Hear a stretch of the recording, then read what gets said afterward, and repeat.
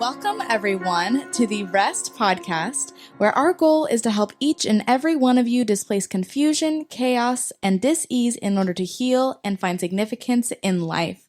I am your host, Natalie Williams, and I am here with the author of the Reconstitution Method for Healing and Rest, Virginia Dixon.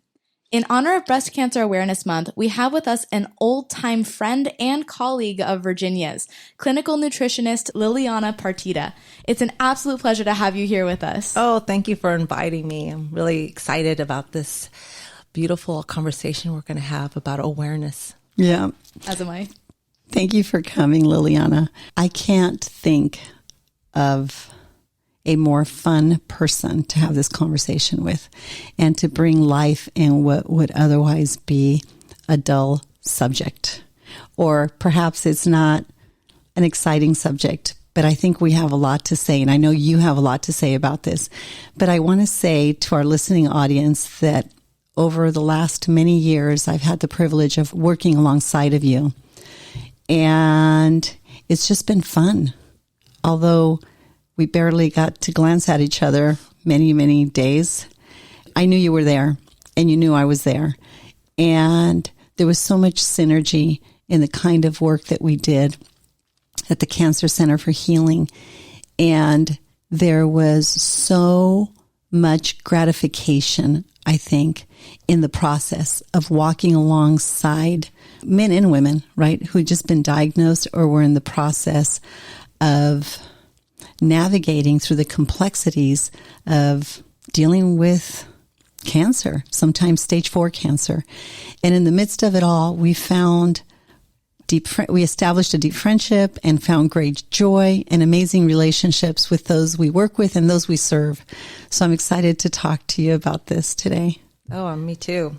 Tell us a little bit about yourself and what you do, so people have context. Sure. Well, I kind of created a talent into a career. I was a track and field star, I would say. I was a state champion, and kind of was just a natural progression that I would evolve from health and fitness into a career that led me into helping patients treat a variety of conditions. And it started with the desire to help my mother when she had gotten cancer. She'd gotten breast cancer, and I was actually living out of the country at the time and decided it's time for me to come home.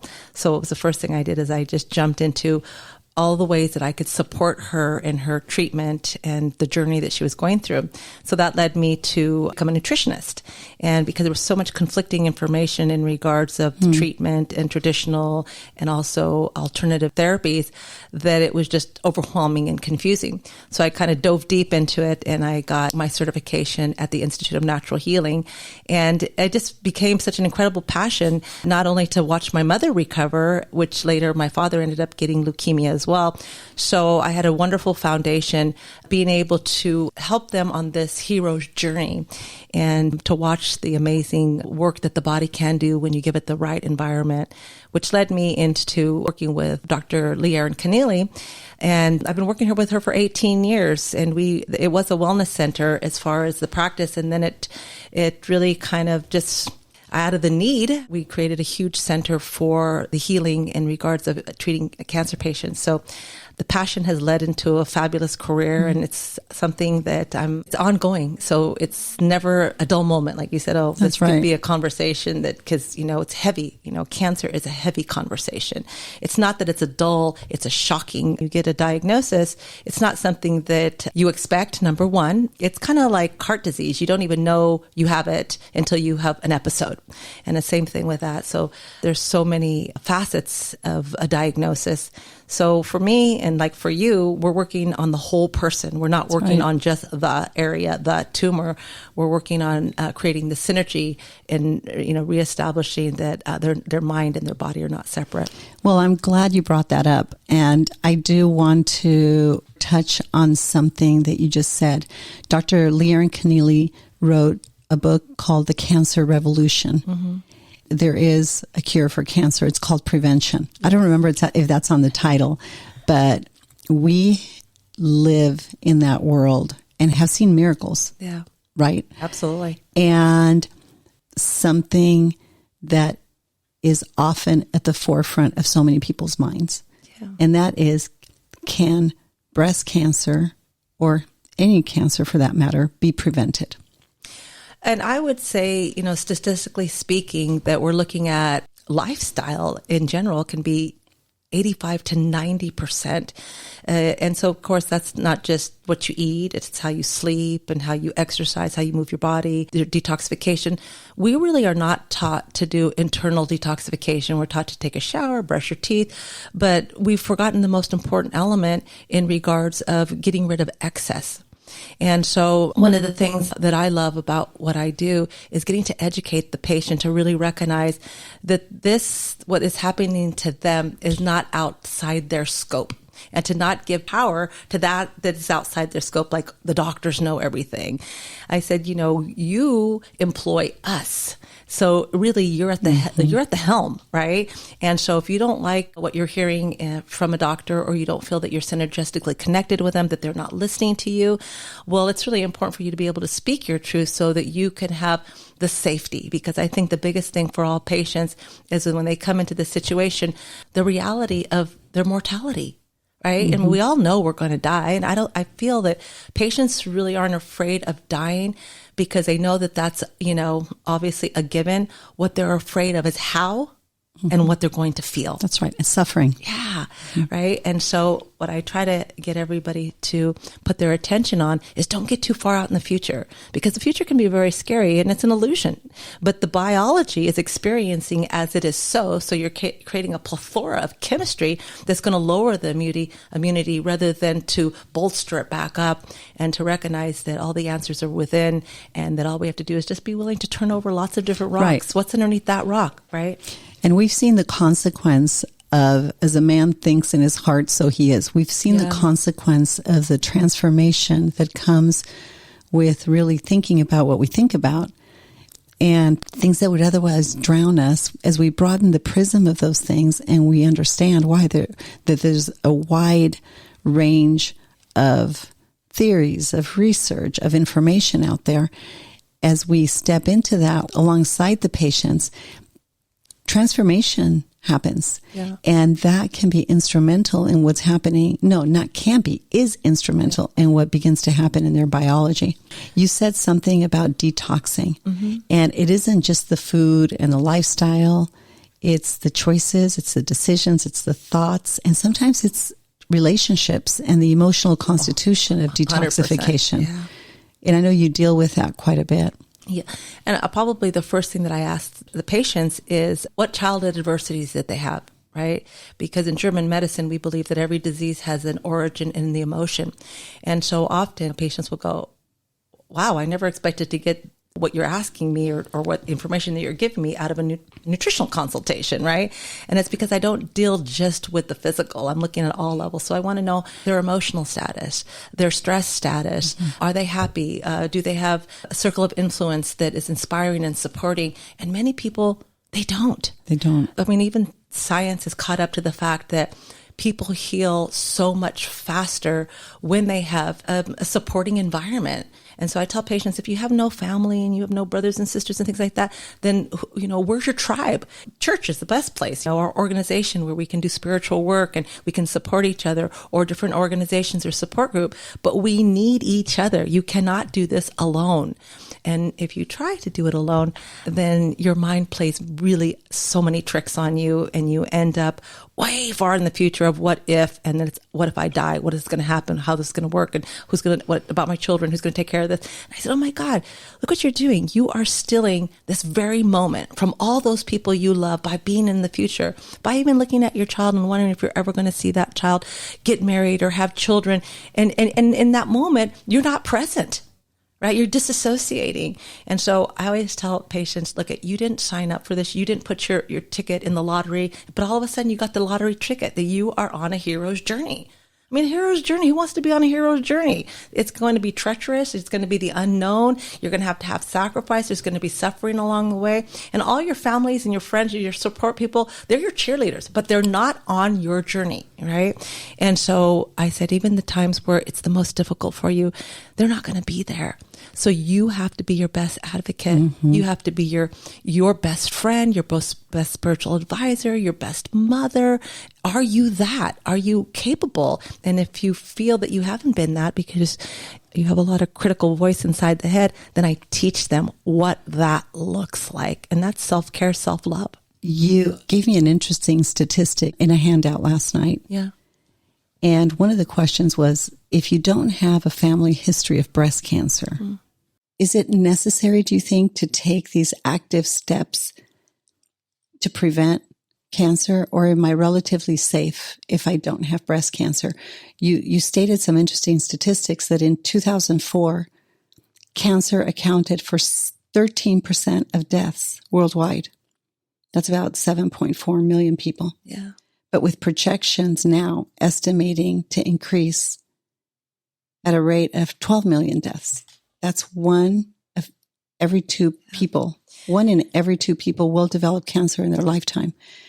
How accurate are you seeing that play out since you've been in the field for almost 20 years? Honestly, I feel like it's an epidemic. Okay? I do too. It's 100%. An epidemic, and it frightens me because, again, people aren't waking up and they're not getting serious until they actually have a situation. So I think prevention is the best medicine. That's right. And so, again, early detection is really important. Yearly examinations, palpitation of the breast. I mean, I tell my patients on a weekly basis, you should be palpitating your breast. And the best time to do it is when you're in the shower, in the bathtub with a little bit of soap. So it's very slippery so that you can get kind of, in circular motions around your breast. Look for areas. And so for me, I'm very aware of my body, whether I'm doing shiatsu on the bottom of my foot and I go, oh, this area is a tender. Or I look it up. Oh, here's my intestinal tract, or here's my lungs, or here's my that. Because reflexology is a very practical way. It's specific and it's practical way to find when something's off in your body. 100%. And it's been used for hundreds of years. Yeah. Thousands. Yeah. Thousands of years. Exactly. I want to ask another question. Yeah. Because I saw this on your notes as well. Diet is a very practical step. Everyone of our listening audience can take into consideration their diet. Would you please go through the statistics that you shared with me and specific diet suggestions that you think are imperative? So, because we're always looking at what portion is contributing, right? So they say that 33% of lifestyle is, but when it comes to breast cancer, 50% will be based upon the diet. And so the diet is so important because it's the foundation. It's like we got to build our house with a good foundation, then the walls start coming up. And also a foundation is stress management, because you can have all the wonderful vitamins and the great organic foods, but if you're under stress and the sympathetic nervous system is on fire, you will never heal. And if you do heal for a temporary period, it will come back within a 5-year period. And this is why when I call it the hero's journey, I say, don't rush to get to the other end where you've got a piece of paper that says you're in remission. That's not the goal. The goal is to pick up your pearls of wisdom of your suffering so that you are a different person when you get to the vista. So you're looking at everything from a different point of view. Exactly. And we know that, well, right here, you'd mentioned that studies show vegetarian diets are at least modestly cancer protective. Yeah, is that correct? It's very true. And so a lot of times, I'm not a doctor, so as a nutritionist, I will comply with whatever the orders the doctor feels is going to be the most effective. So a lot of times our patients are asked to do a vegetarian or a vegan diet because of the estrogenic effects of meats, and also to the heterocyclic amines in meats when they cook them. So depending on the type of cancer, we would recommend different types of diets. So I would say overall, in general, vegetarian diet is good for everyone. But again, if you don't have a situation where you have a compromised immune system, then I call myself a flexitarian. I'm flexible. When I have an intuition of having some animal protein, my diet might do. But of course, I'm even thinking about the planet and the footprint of the planet. So vegetarian diets are going to be very helpful on that level as well. But again, you've got a lot of phytonutrients, a lot of raw foods, a lot of enzymes, a lot of alkalinity, a lot of water, minerals that really support the body. Because why do we get cancer? I mean, if you had a 7.4 to an 8 pH all the time, you wouldn't get disease. It wouldn't have a fertile soil. Right. And so again, so many people, because of, I don't know, sheer laziness oftentimes, don't eat vegetables because they got to wash them. They got to chop them. They forget about them in the refrigerator. Then they go to waste. So then they just don't want to bother. So they end up eating dead food, right? Packaged processed, even foods that they pick up at restaurants and stuff, it's not going to be with good oils. It's not even going to be with good energy because the person behind their cooking may be upset. And I always say vibrational frequency is really important. So as you're cooking, you have to have the mindset, I'm putting love into this food. I mean, this is why mother's food always tastes so fantastic, because the mother's cooking and she's like, oh, everybody's going to love this so much. And she even looking at the children or what have you when they got their food, because she's looking for the look on their face, right? And so we'd hope so. Yeah, we hope so. Let's just say in my condition, that's what it was. My mother was a superb chef. And so all of her daughters, 8 daughters, are all superb chefs as well, because we got inspired by the flavors and the passion behind cooking. So I tell every patient, we are not going to give up an ounce of flavor. What we're going to do is we're going to create swap outs. So everything that you've identified as what I call a homing food, things that my mom made that made me feel loved and things of that nature, because we all have cultural food, right? Asians have the rice and, the beans and the tortillas and pastas. And so we all have our cultural foods. I don't want you not to have those, but what we want to do is turn them into a lookalike. Okay. And so I have created an incredible amount of recipes that are homing foods for every different culture that they could have that's going to be super low in sugar. So why should we give up the ritual of fabulous food and taste because we have a condition? By the way, I'm going to have you on another podcast to discuss those recipes and that cookbook and everything, because it is fantastic. And Liliana is an amazing cook. I want to mention something, because rest is all about reconciling confusion, chaos, and dis-ease. Oftentimes during mealtime, there's so much distress and anxiety. Yeah. And that food literally turns toxic when we consume it. Acidic. And it is toxic to our body. It's not healthy. Yeah. And there's other complexities associated with that as well. So I wanted you to talk about lightening the toxin load behaviorally, and being intentional about the conversations we have certainly is one of them. But how else do people lighten the toxin load? The toxin burden load. So there's sometimes and you mentioned specifically that when vegetables get old, they lose their life. Everything just loses their life, right? So you want to eat them and consume them as quickly as possible. But I wanted you to address the toxin load. Okay. So there's no body that doesn't have bugs, all right, whether they're parasites, virus, bacteria.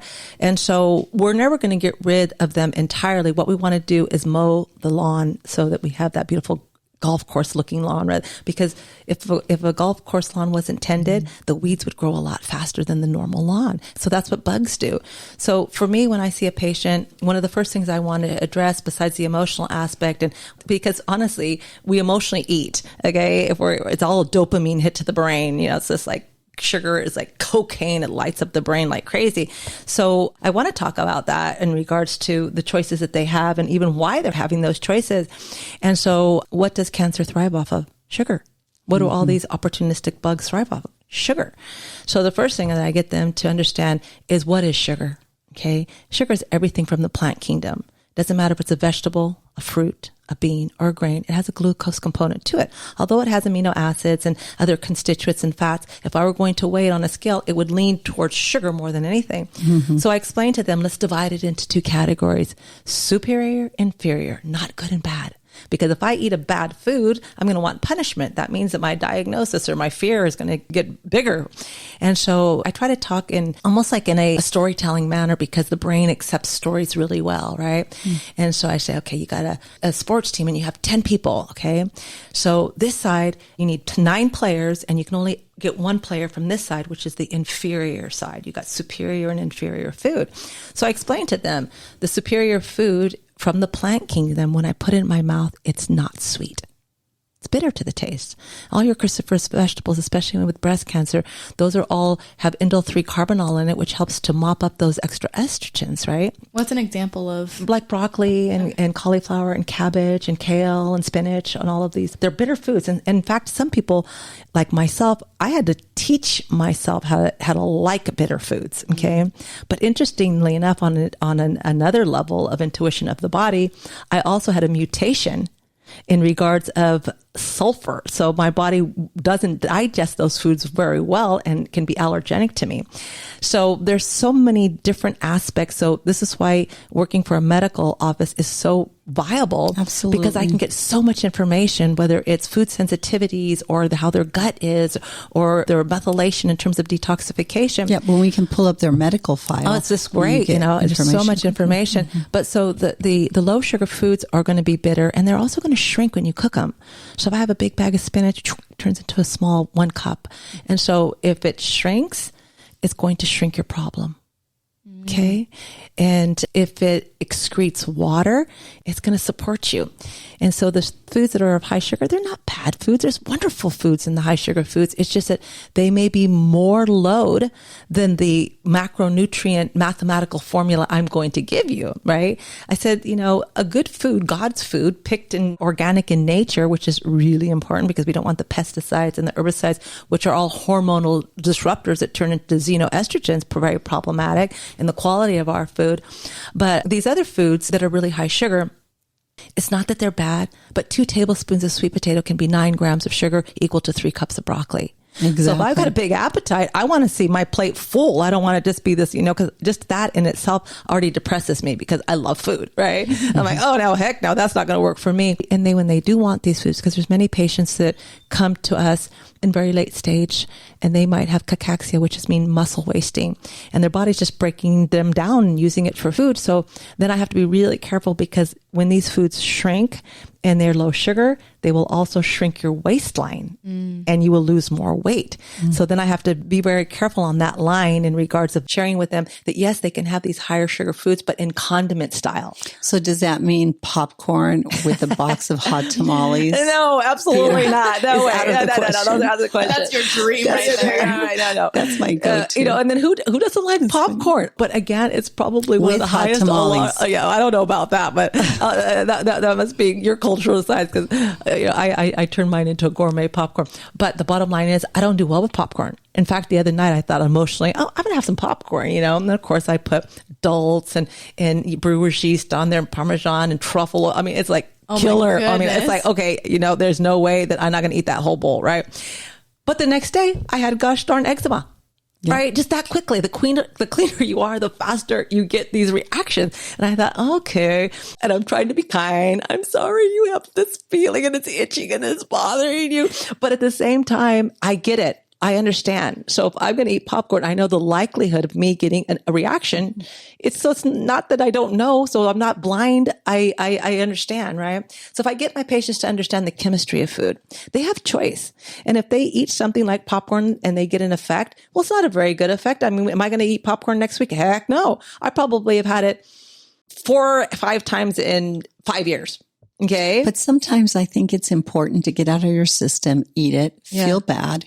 And honestly, and remember, you don't want to go there. Remember. Yeah. Right. And then when you do have the other foods that you mentioned and you think about the good they're doing in your body, that can be satisfying too. Oh, for sure. And it's not that, okay, so we look at popcorn, all right, genetic modification. So it's pretty hard to get anything that the body can do well with, right? I mean, I'm Mexican. We come from the corn family, right? But again, we've adulterated our foods. Mm-hmm. So that was once good for us as a culture is not necessarily so. I mean, look at the rice, the arsenic, right? And so the cultures that depend upon this, and all of a sudden now they're having this environmental overload, this genetic modification, body doesn't know what to do with it. So when the body starts having all of these erroneous foods that doesn't understand the chemical structure, what is it going to do? The immune system is going to attack it. Mm-hmm. So if your immune system is constantly in vigilance of what it needs to get rid of, foods that you're consuming that are allergenic to you, the parasites, the virus, the candida, the Epstein-Barr virus, when does it have time to be vigilant of the invaders that are coming and marching into our home, which is our body? Mm-hmm. And so food is essential. And I want them to really look at it as this is medicine. And things like sweet potato, it's very alkaline in nature, but it is high in sugar. So I say just a little teeny bit into your salad and a little, use it as a condiment in color and texture, but don't let it be the main event anymore. Right? Like I'm not going to have a bowl of quinoa and on top of that, a bowl of beans and on top of that, some chips with that. No way. That's about 70 grams of sugar. Yeah. Right. And so many people, when they go into vegetarian, vegan diets, they get full because you want to be full after you finish eating. And animal protein makes you feel full very, very quickly, right? In your brain. They end up having like 70 to 100 grams of carbohydrates at one meal. So people are shocked when I tell them banana's got 27 carbohydrates. They go, well, I use it for potassium. And I go, well, avocado has more potassium. Okay. And it's not going to stimulate insulin, and it's going to not feed your bacteria. It's going to be a friendly, a good healthy fat for you. So when you teach patients the science of food, you also teach them that a lot of times they're not at fault for the foods that they're choosing because they have an emotional imbalance. And they're looking for dopamine hits, right? And so casein, morphine, gluten, morphine, right? Sugar, if you take a diabetic brain and you take a cocaine brain, they look the same. That's right. So again, that's amazing. Yeah, they do. Yeah. I tell my patients, we're going into sugar rehab.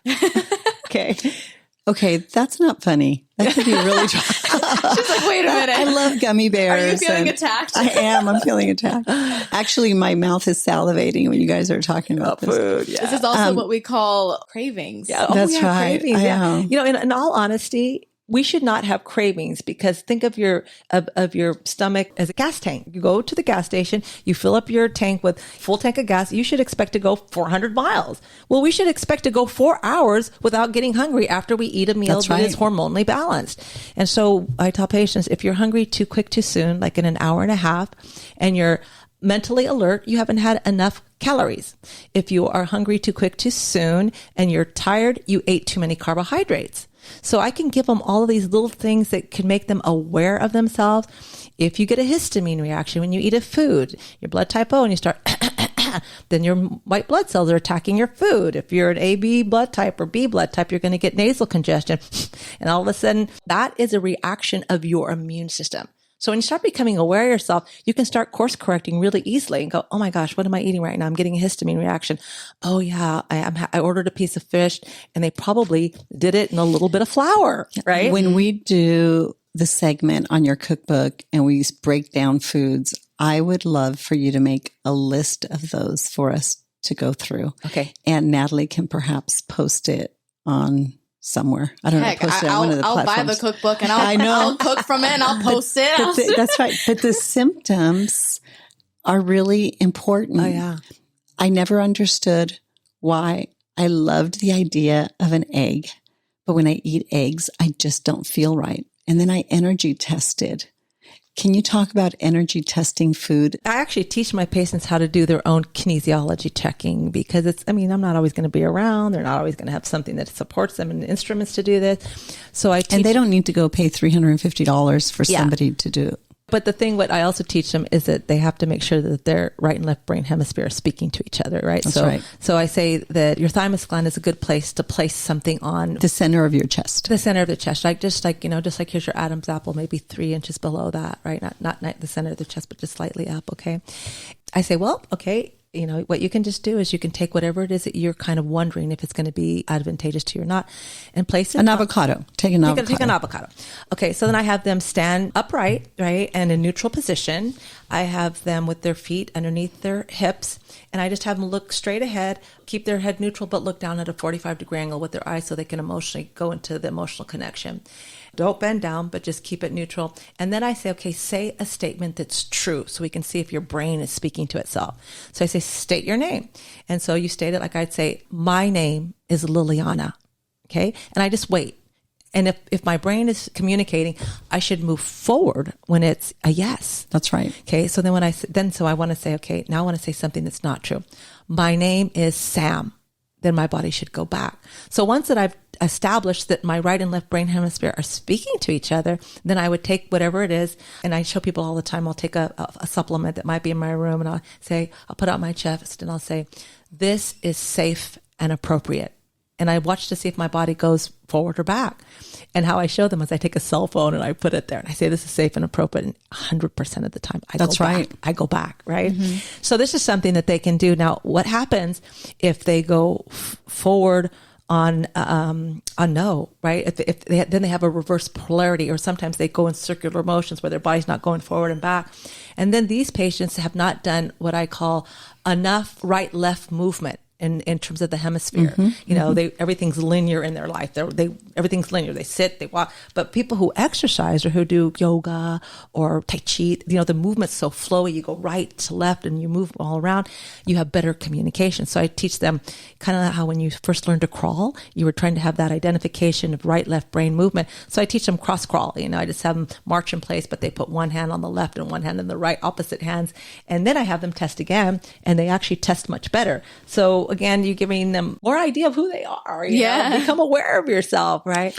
I just want to touch briefly on the lifestyle factors that contribute to breast cancer. Okay. Basic ones are stress, sleep deprivation, leaky gut. Yeah. Do you want to say anything about leaky gut? We talked about the toxins, so right? Leaky gut is really prevalent. Okay. And so people are experiencing bloating, gas, distension of the abdomen, pain. I mean, at our clinic, we always look at bugs for everything. You know, we step right outside the box very, very quickly. So again, we have a lot of things that we can test with that, whether it's energetic frequency, where I can scan somebody, kind of like kinesiology. Are you matching up with this frequency? Kind of like homeopathy, right? But as I said, everyone has bugs. So that's the first thing we look at is how do we take the load down? Most of patients who have cancer have a very high viral load, and especially things like Epstein-Barr virus. Okay. So again, those are the fire, right? It's like, that's like putting the fuel to the fire, right? We're adding petroleum. And so you got a clean house. So Candida cleanse, for example, the lifestyle of a diet for any patient who has an immunity issue, whether it is cancer and, or let's just say an autoimmune disorder, is we really try to look at how do we create balance throughout the entire body. And we start with the GI system. So if you have a leaky gut, that means that you've been compromised in terms of the junctures of the gut. So they're supposed to be really, really tight. And what happens is if we eat foods that are offensive, that we don't break down very well, and we don't have... Give an example. Eggs, dairy. So eggs and dairy are very high on the allergen. Soy is very high on the allergen. Nuts are very high on the allergen. Gluten is very high on the processed meats. Processed meats. We just don't even have them. They're not a vocabulary. They're not a vocabulary in an immunity, a compromised diet, right? Because those are just basically carcinogens. So the goal is that we want to recognize that cleaning house is not an option. That's the first thing we're going to look at. And then once we actually support the immune system in regards of the gut, mending the junctures, which means we take the offensive things away, whether they're food sensitivities, whether they're the bugs, let's remove them. And then let's replenish it with the enzymes so that you can break down, because you need an acidic stomach. Your blood needs to be very alkaline. 7.4, is normalcy, but your gut needs to be a 0.2 in acidity. Otherwise you can't break down these foods. And oftentimes so many people don't have enough enzymes of what's called hydrochloric acid, which creates that real acidity in the gut to, what I would say, discourage those bugs from taking up house. But if you don't have the enzymes, you don't have a good army, boy, it's just like, hoo-hoo, the hood, all the bad boys are going to come, all, your heavy metals and all of these things. Heavy metals is a big thing too. So that's the first thing we're going to do is we're going to decrease the viral load, the toxin load, and then start to support the immune system and then go into treatments. Obesity increases the risk of some types of cancer. Yeah. And consistent evidence also indicates that overweight and obesity are significant risk factors for cancer reoccurrence. So kind of think of it this way, is your fat cells, especially around the stomach, turn into an endocrine system, and they produce bad estrogens. So you'll notice that men, right, when they're in a diabetic situation, they've got this pregnancy belly. Oh my gosh, they're not only such high risk for obviously diabetes, because they're there when they have that, heart disease, but cancer. Yeah. And, men get breast cancer not as likely as a woman does, but there are cases with men getting breast cancer. And oftentimes you see this estrogenic effect, not only in the belly, but you can see men have gynomastica. They start to get breasts. Yeah. And so your fat cells literally start acting like an endocrine organ, producing the bad estrogens. So obesity, figure it this way, most oftentimes when we have an excess and people are in an obese state, they're no longer able to use fat for fuel. And so they store it, and all of a sudden now they are in a huge risk category. So the first thing I look at is every patient's hemoglobin A1C. That's not a fasting. Fasting it just tells me how how well you metabolized last night's dinner to this morning. But a hemoglobin A1C tells me how much sugar has been in your blood over a 3-month period. Wow. People will go, oh my gosh, nobody ever told me I was diabetic before. And I said, well, your hemoglobin A1C has been at a 6.2 for a long time, coming from the results we get from another clinic that they sent them over to us. And they said, well, my doctor says that's in the norm. I said, yeah, it's in the norm, heading you straight towards disease. I said, no, we want to really think alternatives. When it starts to get at 5.23, we want to backpedal, because a normal hemoglobin, a wonderful hemoglobin A1C is going to be from 4 to 5.3. We start getting to 5.5, 5.6, we're starting to get in trouble. So if you can circumvent at that point, it makes a huge difference in regards to the diseases that they're going to end up with. Well, there's so much more to say along the lines of diet and lifestyle and whatnot, but I do want to finish with something that is near and dear to my heart, as is yours, is that the emotional constitution of cancer can be so clearly traced to unresolved emotional conflicts. And secrets. Yeah. Unrest in the nest. Yeah. We know is behind the emotional constitution of specifically breast cancer. We're going to break this down in later episodes, but just close us up with what you've observed in that. Well, I do a lot of emotional work at the center. And when I talk to these patients, a lot of them have had childhood experiences of abuse. Okay. Now remember, the mind can create stories so that you can adapt, cope, but the body holds all the wounds. Okay. That's right. And they become scars that are thick, so we don't feel it anymore. So if I can get patients to really not blame themselves for anything, but to start to go back all the way in regards of any emotions, whether it was bullying or shame or any of these things, they all matter. And the emotional component is so huge. And when I talk to my patients, they'll say, I'm on my second time of having cancer, and I thought I was doing everything second, right. third, and sometimes fourth rounds. Yeah. And they said the only thing that I've never done is the emotional work. And so when they do it, people will say to me, this is the one cornerstone that I never did that to me right now was the most effective in my healing process. And we have seen several people come to mind immediately. We've seen spontaneous remissions among those patients. So I wish we had more time to get into the anatomy of this, and we'll continue. But thank you so much for joining us. Oh, I love to be here anytime. Clean house, emotionally, physically, spiritually, mentally, and most practically, think about what you're eating. Yeah. Amen. And do it all in the name of prevention. That's right. Thank you, Natalie. Thanks, Liliana. Awesome. Thank you both so much. If you would like to learn more about Liliana and her work, or to schedule an appointment, please go to www.lilianapartida.com. As I said last week, our next afternoon of rest at the Villa is on October 16th with a focus on unrest in the nest. With this event, we hope to not only bring awareness, but to also inspire, support, and bring freedom to those who are currently experiencing this disease or have in the past. For updates about R.E.S.T and this podcast, please visit our Instagram or Facebook, The Place of R.E.S.T. If you would like more information about Virginia or to support and join the cause of R.E.S.T, please go to virginiadixon.com/collaborate.